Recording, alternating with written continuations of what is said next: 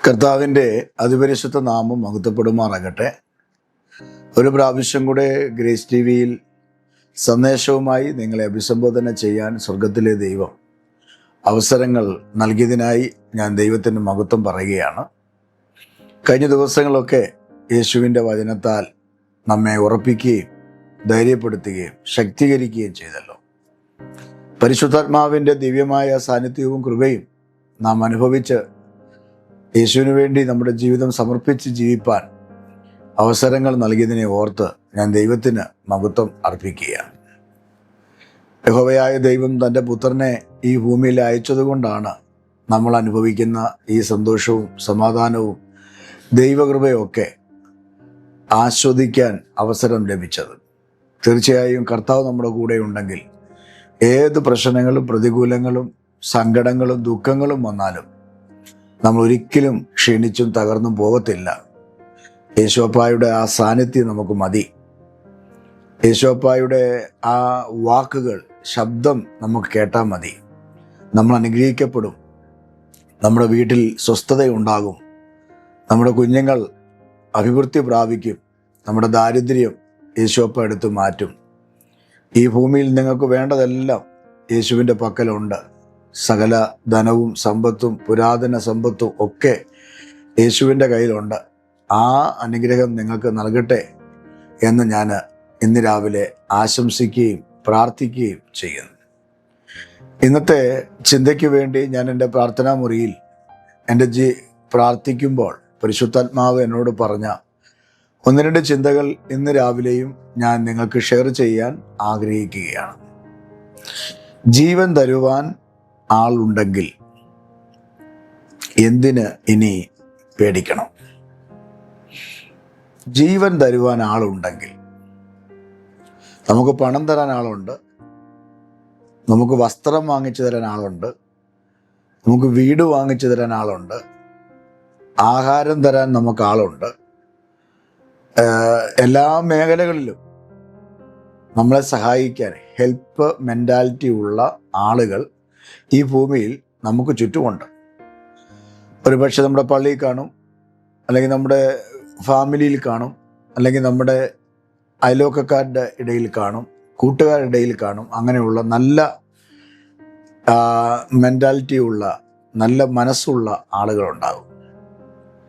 പക്ഷെ ജീവൻ തരാൻ ആരുണ്ട്? നമുക്ക് വേണ്ടി മരിക്കാൻ ആരുണ്ട്? നമുക്ക് വേണ്ടി പ്രാണനെ കളയാൻ ആരുണ്ട്? പ്രാണന് തുല്യം സ്നേഹിക്കും, പ്രാണന് തുല്യം കരുതും എന്നൊക്കെ പറയുന്നുണ്ട്. പക്ഷെ ജീവൻ കളയാൻ ആരുണ്ട്? ഒരു ക്വസ്റ്റ്യൻ മാർക്കാണ്. ആരുണ്ട് ജീവൻ നമുക്ക് വേണ്ടി തരാൻ? ഞാൻ പഠിച്ചപ്പോൾ എൻ്റെ ക്രിസ്തീയ ജീവിതത്തിൽ ഇന്ന് വരെ മറ്റുള്ളവർ എനിക്കുള്ളത് കൊണ്ടാണ് ഞാൻ പല കാര്യങ്ങളിലും സ്വസ്ഥതയോടുകൂടെ ഇരുന്നത്. എൻ്റെ സാമ്പത്തിക കാര്യമാണെങ്കിലും, എൻ്റെ വസ്ത്രത്തിൻ്റെ കാര്യമാണെങ്കിലും, എൻ്റെ ആഹാരത്തിൻ്റെ കാര്യമാണെങ്കിലും എല്ലാം മറ്റുള്ളവർ എനിക്കുള്ളത് കൊണ്ടാണ്. എൻ്റെ മിനിസ്ട്രിയെ സ്നേഹിക്കാനും കരുതാനും ഉള്ളത് കൊണ്ടാണ് ഞാൻ ഇവിടെ വരെ ഇങ്ങനെ ഈ ഭൂമിയിൽ ഇരിക്കുന്നത്. എന്നാൽ എനിക്ക് ജീവൻ തരാൻ അവരാരും റെഡിയല്ല. എനിക്ക് വേണ്ടി മരിക്കാൻ അവർ റെഡിയാണോ എന്ന് ചോദിച്ചാൽ എനിക്ക് തോന്നുന്നില്ല. എനിക്ക് വേണ്ടി പ്രാർത്ഥിക്കുന്നവർ, ഉപവസിക്കുന്നവരുണ്ട്, എനിക്ക് വേണ്ടി കരയുന്നവരുണ്ട്. അവർ ജീവൻ വെച്ച് തരുമോ എന്ന് എനിക്കറിയത്തില്ല. എന്നാൽ എനിക്ക് ജീവൻ തരാൻ ജീവൻ തന്ന ഒരാളുണ്ട്. ആ ആളിനെയാണ് ഞാൻ ഇന്ന് രാവിലെ നിങ്ങൾക്ക് പരിചയപ്പെടുത്തി തരുന്നത്. എനിക്ക് ഒത്തിരി സന്തോഷമുണ്ട്. എനിക്ക് വേണ്ടി ജീവൻ തന്ന എൻ്റെ അപ്പായെ, എൻ്റെ പിതാവിനെ നിങ്ങൾക്ക് പരിചയപ്പെടുത്തി തരുന്നതിൽ ഒത്തിരി സന്തോഷമുണ്ട്.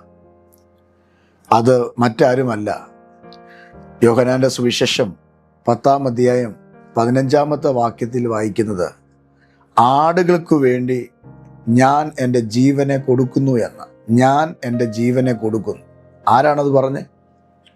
നമ്മുടെ വാഴ്ത്തപ്പെട്ട കർത്താവായ യേശുക്രിസ്തു പറഞ്ഞ ഒരു വാക്കാണ്. അപ്പൊ ഈ ഭൂമിയിൽ, ഉലകത്തിൽ നമുക്ക് ജീവൻ തരാൻ ഒരാളുണ്ടോ എന്ന് ചോദിച്ചാൽ ഒറ്റ ശ്വാസത്തിൽ ഏതുറക്കത്തിലും തട്ടി വിളിച്ച് ചോദിച്ചാൽ പറയണം, ഉണ്ട്. അത് മറ്റാരുമല്ല, യേശുവാണ്. യേശുവാണ് ജീവൻ തരുന്നത്. യേശുവിൻ്റെ ജീവൻ എനിക്ക് വേണ്ടി തന്നു. യേശുവിൻ്റെ രക്തം എനിക്ക് വേണ്ടി തന്നു. ഇവിടെ യേശു കർത്താവ് തന്നെ പറയുകയാണ്, ആടുകൾക്ക് വേണ്ടി ഞാൻ എൻ്റെ ജീവനെ കൊടുക്കുന്നു. ആരാണ് ആട്? ആരാണ് ഇടയൻ? പഴയ നിയമത്തിൽ യെശയ്യാവിൻ്റെ പുസ്തകത്തിൽ 53-ാമത്തെ അധ്യായം അതിൻ്റെ 6-ാമത്തെ വാക്യം ഇങ്ങനെയാണ് എഴുതിയിരിക്കുന്നത്: നാം എല്ലാവരും ആടുകളെ പോലെ തെറ്റിപ്പോയിരുന്നു. അടുത്തത്, നാം ഓരോരുത്തരും താന്താൻ്റെ വഴിയിൽ തിരിഞ്ഞിരുന്നു. എന്നാൽ യഹോവ നമ്മുടെ എല്ലാവരുടെയും അകൃത്യം അവൻ്റെ മേൽ ചുമത്തി. അപ്പൊ ആരാ? ഒരു വാക്യത്തിൽ നമ്മൾ വായിച്ചു, ഞാൻ എൻ്റെ ജീവനെ എൻ്റെ ആടുകൾക്ക് തരുന്നു എന്ന്. ആരാ? അതാണ് നമ്മുടെ വിഷയം. ആടെന്ന് യേശു കർത്താവ് പറഞ്ഞത് മറ്റാരെയുമല്ല. ആടെന്ന് യേശു കർത്താവ് പറഞ്ഞത് നമ്മളെയാണ്, എന്നെയാണ്, നിങ്ങളെയാണ് യേശു കർത്താവ് ആടെന്ന് പറഞ്ഞു. അതുകൊണ്ടാണ് യേശു കർത്താവ് ജനിക്കുന്നതിൻ്റെ 700 വർഷങ്ങൾക്ക് മുമ്പ് ജീവിച്ചിരുന്ന പ്രവാചകനായ യെശയ്യാവ് 53-ാമത്തെ അധ്യായത്തിൽ എഴുതി വച്ചത്. അവിടെ എഴുതി വെച്ച് ഇങ്ങനെയാണ്, 6-ാം വാക്യം: നാം എല്ലാവരും ആടുകളെ പോലെ തെറ്റിപ്പോയി. അപ്പം നമ്മളാണ് ആടുകൾ. നമ്മളെല്ലാവരും ആടുകളെ പോലെ തെറ്റിപ്പോയി. എന്നിട്ട് പറയാണ്, നമ്മൾ വഴി തെറ്റിപ്പോയി, നമ്മൾ വഴി തിരിഞ്ഞുപോയി. എന്നാൽ യഹോവ നമ്മുടെ എല്ലാവരുടെ അകൃത്യം, പാപം അവൻ്റെ മേൽ ചുമത്തി. അപ്പൊ ഇടയൻ ആരാ? അവനാണ്. ആരാ അവൻ? യേശു കർത്താവ്. അപ്പൊ യേശു ഇടയനും നാം അവൻ്റെ ആടുകളുമാകുന്നു എന്ന വേദപുസ്തകത്തിൽ കാണുന്നു. അതുകൊണ്ടാണ് യോഹന്നാന്റെ സുവിശേഷത്തിൽ 10-ാം അധ്യായം 11-ാമത്തെ വാക്യത്തിൽ യേശു പറഞ്ഞത്, ഞാൻ തന്നെ ആടാകുന്നു എന്ന്. ആ വാക്യം ഞാൻ കാണിക്കാം. ആ വാക്യം ഇങ്ങനെയാണ്. യേശു കർത്താവ് തന്നെ യോഹന്നാന്റെ സുവിശേഷത്തിൽ അത് വെളിപ്പെടുത്തുന്നുണ്ട്. അവിടെ എഴുതിയിരിക്കുന്നത് ഇങ്ങനെയാണ്, ഞാൻ നല്ല ഇടയനാകുന്നു. അപ്പോൾ യേശു അവിടെ വെളിപ്പെടുത്തി. പഴയ നിയമത്തിൽ യെശയ്യാവ് പറഞ്ഞു, യഹോവ നമ്മുടെ അകൃത്യം മുഴുവനും, ആടായ നമ്മുടെ അകൃത്യം മുഴുവനും അവൻ്റെ മേൽ വെച്ചു എന്ന് പറയുമ്പോൾ, ഇവിടെ യെശയ്യാവിൻ്റെ ഭാഷയോട് അനുബന്ധമായ നിലയിൽ യേശു കർത്താവ് യോഹന്നാന്റെ സുവിശേഷത്തിൽ പറയുക, ഞാൻ നല്ല ഇടയനാകുന്നു. അപ്പൊ ഇടയൻ യേശുവാണ്. നല്ല ഇടയൻ ആടുകൾക്ക് വേണ്ടി തൻ്റെ ജീവനെ കൊടുക്കുന്നു. അപ്പൊ ഞാൻ നല്ല ഇടയനാകുന്നു. നല്ല ഇടയൻ എന്ത് ചെയ്യുന്നു? ആടുകൾക്ക് വേണ്ടി തൻ്റെ ജീവനെ കൊടുക്കുന്നു. അപ്പൊ നമുക്ക് വേണ്ടി ജീവൻ തരാൻ, നമുക്ക് വേണ്ടി മരിക്കാൻ, നമുക്ക് വേണ്ടി പ്രാണത്യാഗം ചെയ്യാൻ ഒരുവനുണ്ട്. അതുകൊണ്ട് ഇന്നത്തെ സന്ദേശത്തിൽ ഞാൻ നിങ്ങളോട് പറയുകയാണ്, നിങ്ങൾ ഒരു വിഷയത്തിലും ഭയക്കരുത്, ഒരു വിഷയത്തിൽ നിങ്ങൾ വേദനിക്കരുത്. കാരണം ജീവൻ കൊടുത്ത് നമ്മളെ വിലയ്ക്ക് വാങ്ങിയതാണ്, രക്തം കൊടുത്ത് നമ്മളെ വിലയ്ക്ക് വാങ്ങിയതാണ്. അവസാനത്തുള്ളി രക്തം പിഴിഞ്ഞൊഴിച്ച് നമ്മുടെ പ്രാണന് വേണ്ടി, നമ്മളെ പാപത്തിൽ നിന്നും ശാപത്തിൽ നിന്നും രോഗത്തിൽ നിന്നും വിടുവിക്കാൻ വേണ്ടി യേശു കർത്താവ് നമുക്ക് വേണ്ടി നല്ല ഇടയനായി ആടുകളായ നമ്മെ സംരക്ഷിക്കാൻ വേണ്ടി യേശു ഈ ഭൂമിയിൽ ഇറങ്ങി വന്നതാണ്. അതുകൊണ്ട് യേശു കർത്താവ് നമുക്കുള്ളത് കൊണ്ട് നമ്മൾ ഭാരപ്പെടേണ്ട. കാരണം പഴയ നിയമത്തിൽ പറഞ്ഞിട്ട്, ബാബിലോൺ സാമ്രാജ്യത്തിൽ പിടിക്കപ്പെട്ടു പോയ ഇസ്രായേൽ ജനം ചിതറിപ്പോയപ്പോൾ, യെരൂശലേം നശിപ്പിക്കപ്പെട്ടപ്പോൾ യഹോവയായ ദൈവം പറയുന്നു, ഈ ഇരുണ്ട കാലത്ത്, ഈ ഇരുളടഞ്ഞ അവസ്ഥയിൽ, കയ്പും അല്ലെങ്കിൽ കറുപ്പും ഉണ്ടാകുന്ന ഈ കാലത്ത് തൻ്റെ ആടുകളെ പോലെ യഹോവ ഇസ്രായേലിനെ കൂട്ടിച്ചേർത്തു എന്ന്. അപ്പോൾ യഹോവയുടെ പദ്ധതിയാണ് നമ്മളെ കൂട്ടിച്ചേർക്കുക എന്നുള്ളത്. ആടുകളെ പോലെ ഒരു ഇടയൻ തൻ്റെ ആടിനെ കൂട്ടിച്ചേർത്ത് ഒരുമിച്ച് നിർത്തുന്ന പോലെ, ശത്രുവിൻ്റെ കയ്യിൽ നിന്നും, കടിച്ചു കീറുന്ന ചെന്നായ്ക്കളുടെ കയ്യിൽ നിന്നും, സിംഹത്തിൻ്റെ കയ്യിൽ നിന്നും വിടുവിക്കുന്നത് പോലെ നമ്മളെ വിടുവിച്ച് തൻ്റെ സ്നേഹസ്വരൂപനായ ക്രിസ്തുവിനോട് ചേർത്ത് നമ്മെ ആക്കി വെച്ചിരിക്കുന്നത് ദൈവത്തിൻ്റെ പദ്ധതിയാണ് എന്നുള്ള കാര്യം മറക്കരുത്. അപ്പൊ ഇടയൻ തൻ്റെ ആടുകൾക്ക് വേണ്ടി ജീവനെ കൊടുക്കുന്നു. വേദപുസ്തകത്തിൽ എന്തിന് ജീവൻ കൊടുത്തു എന്ന് നമുക്ക് ചിന്തിക്കുവാനായിട്ട് കഴിയും. ധാരാളം വാക്യങ്ങളുണ്ട്. ഇന്ന് രാവിലെ ചിന്തയ്ക്ക് വേണ്ടി 2 കാര്യങ്ങൾ ഞാൻ നിങ്ങൾക്ക് പറഞ്ഞു തരാം. ഒന്ന്, റോമാലേഖനം 5-ാം അധ്യായം അതിൻ്റെ 8-ാമത്തെ വാക്യമാണ്. നമ്മോടുള്ള സ്നേഹം പ്രദർശിപ്പിക്കാൻ വേണ്ടിയാണ് ഇടയനായ ക്രിസ്തു നമുക്ക് വേണ്ടി ജീവനെ തന്നത്, അല്ലെങ്കിൽ നമുക്ക് വേണ്ടി മരിച്ചത്. വാക്യം ഇങ്ങനെയാണ്: ക്രിസ്തുവോ നാം പാപികളായിരിക്കുമ്പോൾ തന്നെ നമുക്ക് വേണ്ടി മരിക്കയാൽ ദൈവം തനിക്ക് നമ്മോടുള്ള സ്നേഹത്തെ പ്രദർശിപ്പിക്കുന്നു. അപ്പൊ ഈ ഇടയനായ ക്രിസ്തു നമുക്ക് വേണ്ടി മരിച്ചതിൻ്റെ സാരാംശം, എന്തിനാണ് മരിച്ചത്? ഒത്തിരി കാര്യങ്ങൾ നമുക്ക് പറയാൻ കഴിയും. നമ്മളെ ശാപത്തിൽ നിന്ന് വിടുവിക്കാൻ, പാപത്തിൽ നിന്ന് വിടുവിക്കാൻ, ലോകത്തിൽ നിന്ന് വിടുവിക്കാൻ, രോഗത്തിൽ നിന്ന് വിടുവിക്കാൻ ഒക്കെയാണ് നമ്മെ വിടുവിച്ചതെന്ന് വേദപുസ്തകത്തിൽ ധാരാളം വാക്യമുണ്ട്. എന്നാൽ ഇവിടെ റോമാലേഖനത്തിൽ അപ്പോസ്തലനായ പൗലോസ് പറയുകയാണ്, അതിൻ്റെ 8-ാമത്തെ വാക്യത്തിൽ, ക്രിസ്തുവോ നാം പാപികളായിരിക്കുമ്പോൾ, ആടുകളായ നമ്മൾ പാപികളായിരിക്കുമ്പോൾ തന്നെ നമുക്ക് വേണ്ടി, നമ്മൾ വിശുദ്ധരായതിനു ശേഷമല്ല, പാപികളായിരിക്കുമ്പോൾ തന്നെ, പാപം ചെയ്തുകൊണ്ടിരിക്കുമ്പോൾ, തെറ്റായി പോയപ്പോൾ, വഴി തെറ്റിപ്പോയപ്പോൾ, അപ്പോഴാണ്. അല്ല, നമ്മൾ വിശുദ്ധരായി കർത്താവിന് വേണ്ടി ജീവിതം സമർപ്പിച്ച് യേശുവിൻ്റെ രക്തത്തിൽ കഴുകപ്പെട്ട് നമ്മളൊരു പുണ്യ ജീവിതം നയിക്കുന്ന സമയത്തല്ല കർത്താവ് നമുക്ക് വേണ്ടി മരിച്ചത്. നമ്മൾ അകലം വിട്ടുപോയപ്പോൾ, അന്യമായി മാറിയപ്പോൾ, ദൈവത്തിൽ നിന്ന് അങ്ങ് ഒത്തിരി വ്യതിചലിച്ചു പോയപ്പോൾ, പാപത്തിൻ്റെ പടുകുഴിയിൽ നമ്മൾ വീണപ്പോൾ, അവിടെ നമ്മൾ പാപികളായി ഇരുന്നപ്പോൾ, നമ്മുടെ പാപങ്ങളിൽ നിന്ന് നമ്മെ രക്ഷിക്കാൻ, മരിക്കാൻ കർത്താവ് നമുക്ക് വേണ്ടി ദൈവത്തോടുള്ള സ്നേഹത്തെ പ്രദർശിപ്പിച്ചു എന്നാണ്. അപ്പം നിങ്ങൾ നോക്കിക്കുക, ദൈവം തന്നോടുള്ള സ്നേഹത്തെ പ്രദർശിപ്പിക്കുന്നു. നോക്കിക്കേ, അപ്പോൾ കർത്താവ് നമുക്ക് വേണ്ടി മരിച്ചത് ദൈവത്തോടുള്ള സ്നേഹത്തെ നാം പ്രദർശിപ്പിച്ച് ആ ദൈവത്തിങ്കിലേക്ക് അകന്നുപോയ നമ്മളെ ദൈവത്തിങ്കിലേക്ക് അടുപ്പിക്കാനാണ് കർത്താവ് നമുക്ക് വേണ്ടി മരിച്ചത്. അതുകൊണ്ട് എൻ്റെ പ്രിയപ്പെട്ട സഹോദരങ്ങളോട് ഞാൻ ഇന്ന് പറയാം, യേശു കർത്താവ് നമുക്ക് വേണ്ടി മരിച്ചത് നമ്മോടുള്ള സ്നേഹത്താലാണ്. നമ്മോടുള്ള സ്നേഹത്താലാണ്. 1 പത്രോസിൻ്റെ ലേഖനം 2-ാം അധ്യായം 24 മുതൽ 25 വരെയുള്ള വാക്യങ്ങൾ വായിക്കുമ്പോൾ, നമ്മളെ സൗഖ്യമാക്കാൻ വേണ്ടിയാണ് യേശു നമുക്ക് വേണ്ടി മരിച്ചത്. നമ്മളെ പാപത്തിൽ നിന്നും രോഗത്തിൽ നിന്നും വിടുവിക്കാൻ വേണ്ടി, സൗഖ്യം തരാൻ വേണ്ടി. ആ അപ്പോസ്തലനായ പത്രോസ് രേഖപ്പെടുത്തിയ വാക്യം ഇങ്ങനെയാണ്: നാം പാപം സംബന്ധിച്ച് മരിച്ച് നീതിക്ക് ജീവിക്കേണ്ടതിന് അവൻ തൻ്റെ ശരീരത്തിൽ നമ്മുടെ പാപങ്ങളെ ചുമന്നുകൊണ്ട്, അവൻ നമ്മുടെ ശരീരത്തിൽ എന്ന് പറഞ്ഞാൽ യേശു തൻ്റെ ശരീരത്തിൽ നമ്മുടെ പാപങ്ങളെ, എൻ്റെയും നിങ്ങളുടെയും പാപങ്ങളെ ചുമന്നുകൊണ്ട് ക്രൂശിന്മേൽ കയറി. കണ്ടോ, എന്തിനാണ് കർത്താവ് മരിച്ചത്? എന്തിനാണ് കർത്താവ് ഇടയനായ ക്രിസ്തു തൻ്റെ ആടുകൾക്ക് വേണ്ടി ജീവൻ കൊടുത്തത്?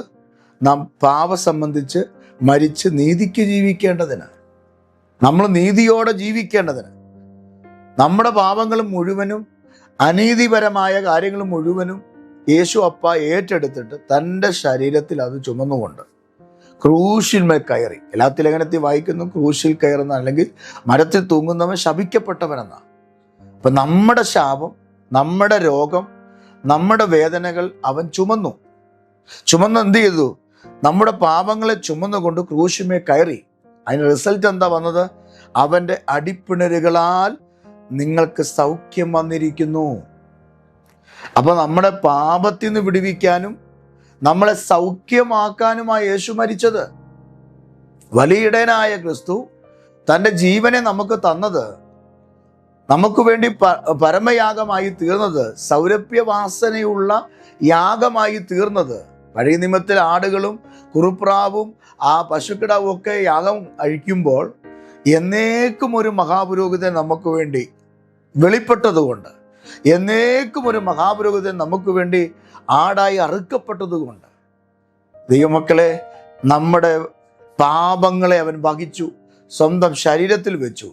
ശരീരത്തിൽ വെച്ചപ്പോൾ അവിടെ വായിക്കുകയാണ്, അവൻ്റെ അടിപ്പിണരുകളാൽ നിനക്ക് രോഗസൗഖ്യം വന്നിരിക്കുന്നു. അതെ, യേശു കർത്താവ് ഈ ഭൂമിയിൽ ശുശ്രൂഷ ചെയ്യുമ്പോൾ 3.5 വർഷം അനേകരെ കർത്താവ് സൗഖ്യമാക്കിയിട്ടുണ്ട്. എന്നാൽ അവരോടൊക്കെ പറഞ്ഞൊരു ഭാഗമുണ്ട്, ഇനിയും നീ പാപം ചെയ്യരുത്.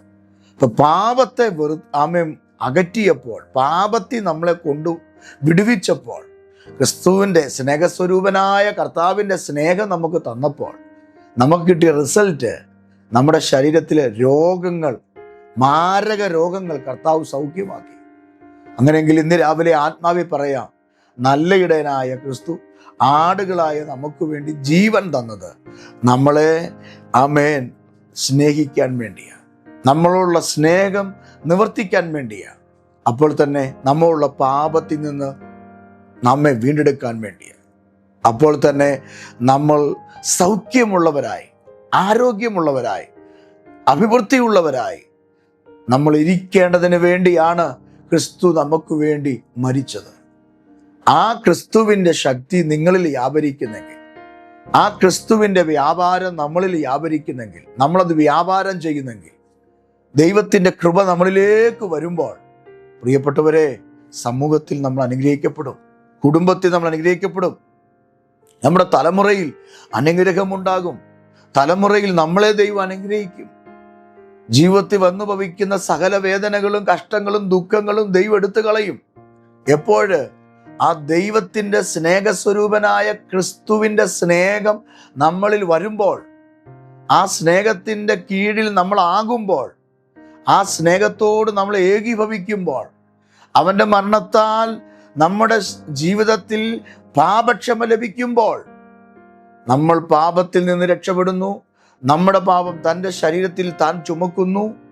അപ്പോൾ തന്നെ അവൻ്റെ അടിപ്പിണരുകളാൽ എനിക്കും നിങ്ങൾക്കും സൗഖ്യം വന്നിരിക്കുന്നു. ഇന്ന് രാവിലെ ഞാൻ വിശ്വാസത്തിൻ്റെ കണ്ണോടെ എൻ്റെ പ്രിയപ്പെട്ട സഹോദരങ്ങളോട് ഞാൻ ഇന്ന് പകൽക്കാലം ഇങ്ങനെ പറയട്ടെ, നിങ്ങൾ രോഗിയാണോ? നിങ്ങളുടെ ശരീരത്തിൽ ഉണ്ടാകുന്ന ഏത് അസ്വസ്ഥതയാണെങ്കിലും കർത്താവിൻ്റെ പക്കൽ നിങ്ങൾ കൊടുക്കണം.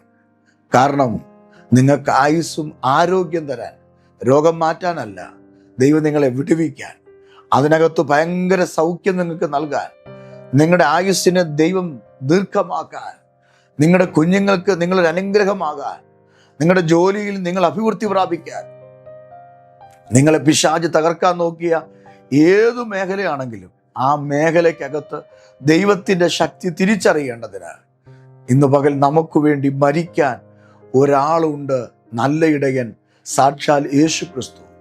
ആ യേശു ക്രിസ്തു നമുക്ക് വേണ്ടി മരിക്കാനുള്ളത് കൊണ്ട്, മരിച്ച് നമുക്ക് വേണ്ടി സകലതും ക്രൂശിൽ പൂർത്തിയാക്കിയത് കൊണ്ട് ഇനി നമ്മൾ രോഗത്തെ ഭയക്കണ്ട, പാപത്തെ ഭയക്കണ്ട, ശാപത്തെ ഭയക്കണ്ട, ഒന്നിനെ നീ പേടിക്കണ്ട. യേശു തൻ്റെ ശക്തിയാൽ, തൻ്റെ കൃപയാൽ, തൻ്റെ ബലത്താൽ നമ്മളെ രൂപാന്തരപ്പെടുത്തി ശക്തീകരിച്ച് ബലമുള്ള കനശാലികളായി ആത്മനിറവിൽ നമ്മളെ കൊണ്ട് നിർത്തിയിരിക്കുകയാണ്. അതുകൊണ്ട് എൻ്റെ പ്രിയപ്പെട്ട സഹോദരങ്ങളോട് ഞാൻ പറയാം, നിങ്ങൾ പേടിക്കരുത്. സാത്താനാ പേടി കൊണ്ടുവരുന്നത്. നാളെ എന്താകും? എൻ്റെ കുഞ്ഞുങ്ങളുടെ അവസ്ഥ എന്താകും? എൻ്റെ കുടുംബത്തിൻ്റെ അവസ്ഥ എന്താകും?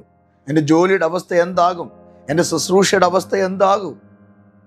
നിരാശപ്പെടേണ്ട. ഭയം മാറ്റുന്ന ദൈവം, നമുക്ക് വേണ്ടി മരിച്ച കർത്താവ് നമുക്കുള്ളത് കൊണ്ട്, നമുക്ക് വേണ്ടി ജീവൻ തന്ന കർത്താവ് നമുക്കുള്ളത് കൊണ്ട് നമ്മൾ ഒരിക്കലും നിരാശപ്പെടരുത്. അവിടുന്ന് അനുഗ്രഹങ്ങൾ ഉണ്ടാകും. അങ്ങനെയെങ്കിൽ ഇന്ന് രാവിലെ ഞാൻ നിങ്ങൾക്ക് വേണ്ടി പ്രാർത്ഥിക്കട്ടെ. എൻ്റെ കൂടെ ചേർന്ന് ഒരു വാക്ക് പ്രാർത്ഥിക്കുക. നിങ്ങളുടെ അവസ്ഥകൾ ദൈവം മാറ്റും, നിങ്ങളുടെ സാഹചര്യങ്ങൾ ദൈവം നീക്കുപോക്ക് തരും. യേശുവിൻ്റെ ശക്തിയാൽ, യേശുവിൻ്റെ കൃപയാൽ നിങ്ങൾ അനുഗ്രഹിക്കപ്പെടും. നിങ്ങളുടെ സ്ഥിതികൾ മാറും. ഞാൻ നിങ്ങൾക്ക് വേണ്ടി പ്രാർത്ഥിക്കാം. കർത്താവേ, ഞങ്ങളോട് ഇന്ന് പറഞ്ഞ ദൈവത്തിൻ്റെ ദൂതനായ സ്തോത്രം. ഈ രാവിലെ അങ്ങയുടെ കരങ്ങളിൽ ഞങ്ങളെ സമ്പൂർണ്ണമായി സമർപ്പിക്കുന്നു. കർത്താവേ, ഞങ്ങളുടെ ജീവിതത്തിൽ ചില ഭയങ്ങൾ, പേടികൾ ഞങ്ങളെ അസ്വസ്ഥരാക്കുന്നു. ചില രോഗങ്ങൾ, കർത്താവേ, ചില ഭാരങ്ങൾ, ചില കഷ്ടതകൾ ഞങ്ങളെ ഭയപ്പെടുത്തുന്നു. എന്നാൽ ഞങ്ങൾക്ക് വേണ്ടി അങ്ങ് മരിച്ചതുകൊണ്ട്, ഞങ്ങൾക്ക് വേണ്ടി അങ്ങ് അവസാനത്തുള്ളി രക്തം തന്നതുകൊണ്ട് ഞങ്ങൾ ഇനി ഭയക്കുന്നില്ല. ഞങ്ങളുടെ ഭയം മാറട്ടെ, ഞങ്ങളുടെ ടെൻഷൻ മാറട്ടെ, ഞങ്ങളുടെ വേദന മാറട്ടെ, അത്ഭുതം നടക്കട്ടെ. ഇന്ന് പകൽ ഈ ജനത്തിൻ്റെ മേൽ ഒരു ദൈവത്തിൻ്റെ പദ്ധതി വെളിപ്പെടട്ടെ. ഇന്ന് വരെ ഇവർ കണ്ടിട്ടില്ലാത്ത, അനുഭവിച്ചിട്ടില്ലാത്ത കർത്താവേ, ഒരു വലിയ അനുഗ്രഹം ഇവർക്ക് കൊടുക്കണേ കർത്താവേ. ഒരു ദൈവ പദ്ധതി ഇവരുടെ മേൽ വെളിപ്പെടണേ കർത്താവേ. ചില ബുദ്ധിമുട്ടുകൾ, പ്രയാസങ്ങൾ, പൈശാചിക ശക്തികൾ എല്ലാം അഴിഞ്ഞു മാറട്ടെ. നാം വഴിക്കുന്ന പോലെ ബന്ധനങ്ങൾ അഴിഞ്ഞു മാറട്ടെ. കർത്താവിൻ്റെ ശക്തി ഇവരിലേക്ക് ഉണ്ടാകട്ടെ. ഞങ്ങൾ അവിടുത്തെ ആടുകളാണെന്നും അങ്ങ് ഞങ്ങളുടെ ഇടയനാണെന്നും ഞങ്ങളോട് ഇന്നു പകൽ പറഞ്ഞ ആ ദൈവശബ്ദത്തിനായി സ്തോത്രം. ആ വാക്കിൻ്റെ മുമ്പിൽ ഞങ്ങളെ ഏൽപ്പിക്കുന്നു. കൃപയിൽ ഞങ്ങളെ മറയ്ക്കണേ, യേശുവിൻ നാമത്തിൽ തന്നെ. ആമേൻ. ധൈര്യമായിട്ടിരിക്കൂ പ്രിയരെ. നമ്മൾ സാധാരണക്കാരല്ല. നല്ല ഇടയനായ യേശുവിൻ്റെ